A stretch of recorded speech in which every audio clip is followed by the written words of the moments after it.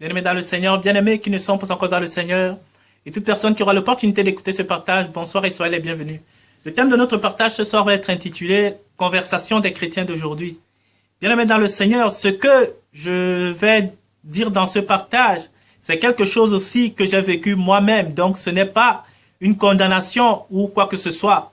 Mais en réfléchissant un peu à ma vie passée et à mes années vraiment dans le Seigneur, je me rendais compte que avant, il n'y a pas bien longtemps de cela, bien aimé dans le Seigneur, quand on se rencontrait souvent avec des frères, que ce soit en direct comme ça, que ce soit avec les moyens de communication nouveaux que nous avons maintenant, Internet et tout ça, téléphone intelligent d'aujourd'hui, bien aimé dans le Seigneur, les conversations pour la bienséance commençait toujours par le genre « Bonjour frère, bonjour sœur, comment tu vas? Ça va très bien. Comment va la foi? Ça va très bien. » Et après, quand on finissait de demander par la foi, on ne s'attardait même pas beaucoup pour savoir comment la foi du frère, comment la foi de la sœur allait. On rentrait directement dans les conversations qui n'avaient plus rien à voir avec la foi qu'on a demandé au début de la conversation, bien aimé dans le Seigneur. Et je méditais tout à l'heure et ça m'est revenu en tête et vraiment ça m'a un peu fait rire. Je me suis dit que je vais faire un petit partage, une petite exhortation là-dessus, bien aimé dans le Seigneur. Et ça va être un peu la suite du partage que j'ai fait qui concerne les intérêts de Dieu, que Dieu ne sert pas l'intérêt personnel, bien aimé. C'est un peu la suite de ce partage-là. Bien aimé, nos conversations, comme je l'ai dit, ça commence toujours par mon frère, ma soeur, comment tu vas, la foi, comment ça va, et on ne s'attarde pas. Beaucoup plus que ça, dans la chose qui est la plus importante, dans la chose qui a le plus d'intérêt pour Dieu, c'est-à-dire notre croissance en lui, c'est-à-dire notre élévation en lui, bien-aimé dans le Seigneur.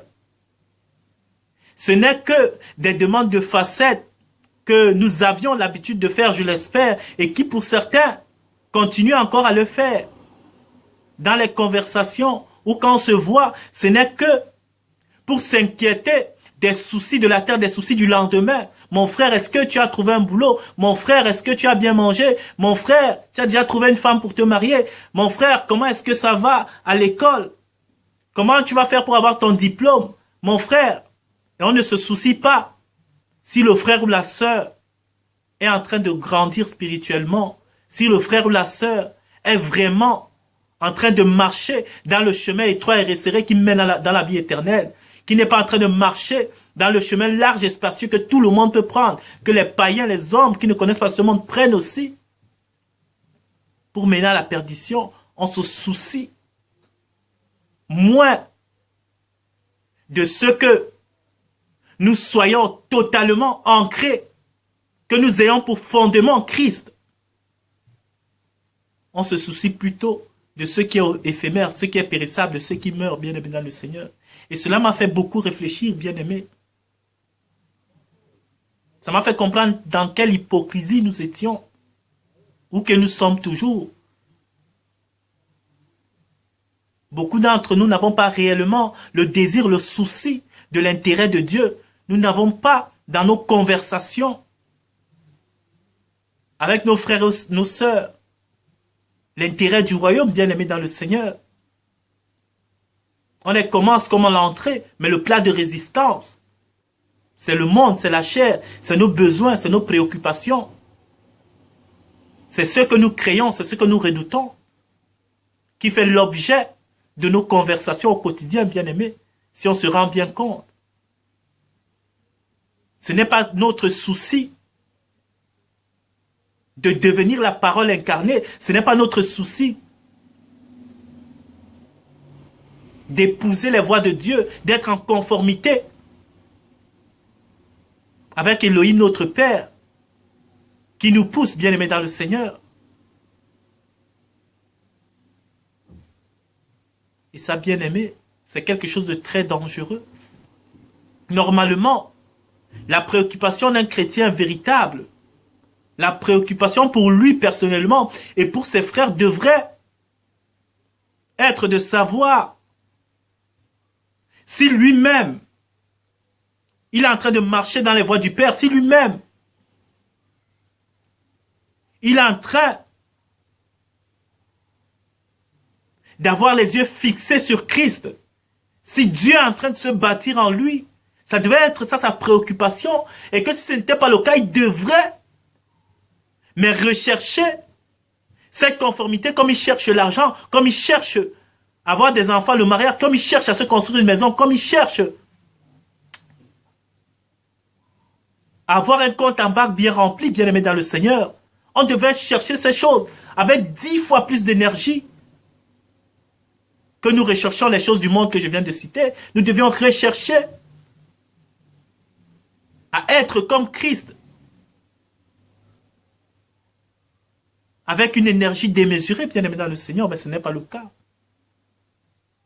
Regardez bien vos conversations, bien aimé dans le Seigneur. Sur Facebook, sur vos téléphones. Et à chaque fois que vous êtes allé chez un frère, je le dis bien, ça a toujours bien commencé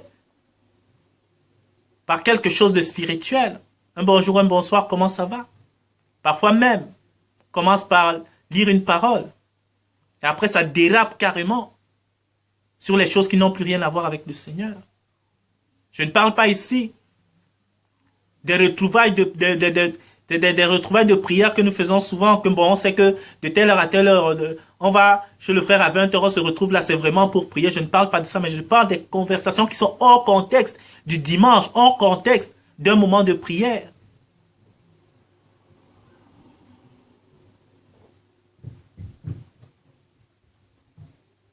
Et même, parfois dans ces contextes-là, on dérape vite à autre chose, bien aimé dans le Seigneur. Donc c'est cela. Les conversations des chrétiens d'aujourd'hui n'ont plus rien à voir. Parce que c'est le plus important. N'ont plus rien à voir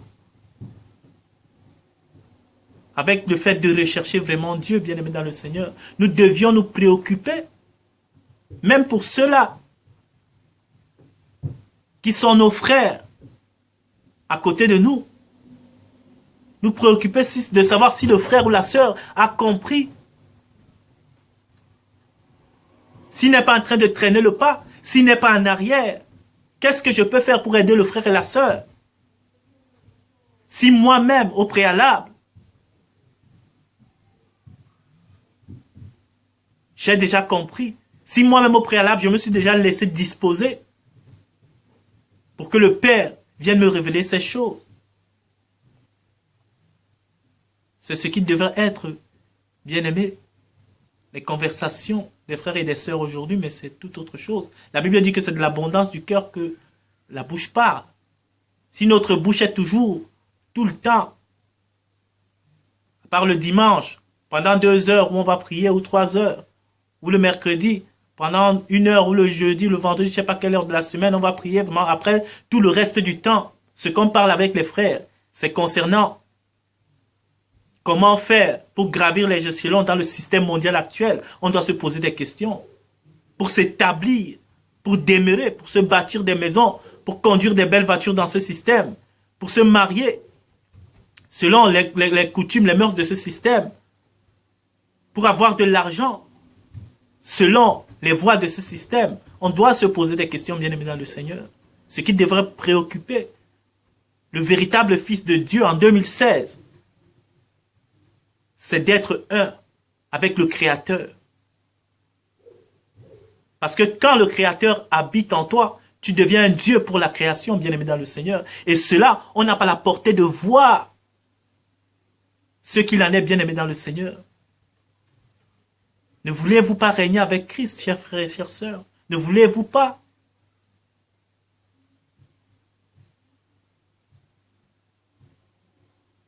Vivre avec Christ.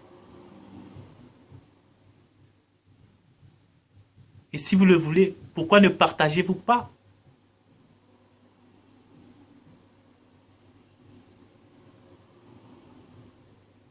les désirs profonds de son cœur? Pourquoi n'avez-vous pas intérêt ni souci de ce dont il s'est soucié quand lui-même vivait sur la terre? Il disait, quand ses propres parents, même selon la chair, sont venus croyant qu'il parlait encore à celui-là qui était sorti, Marie, je crois, qui était sorti d'elle. Mais elle avait affaire au fils du Créateur qui lui a répondu, ne savez-vous pas pourquoi me cherchez-vous? Son père et sa mère, je crois, c'est Marie et Joseph qui le cherchaient. Il a dit, mais ne savez-vous pas que je dois m'occuper des choses de mon père? Pourquoi me cherchez-vous?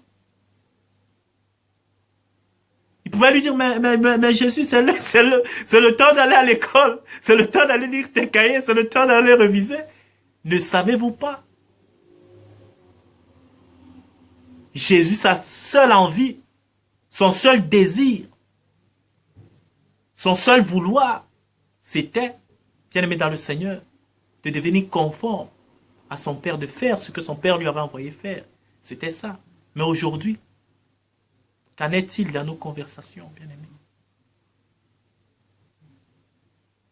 Donc voilà, à méditer, je ne vais pas m'attarder sur ça, mais ça m'a juste fait réfléchir et ça m'a fait rire aussi, en même temps, ce que j'avais dans le temps comme conversation avec les frères et les sœurs. Donc voilà, si vous êtes toujours dans le même cas, ou si vous aviez été dans le même cas toujours, et que vous n'êtes plus, gloire à Dieu, continuez dans la voie que Dieu vous a révélée. Si vous êtes toujours dans le cas,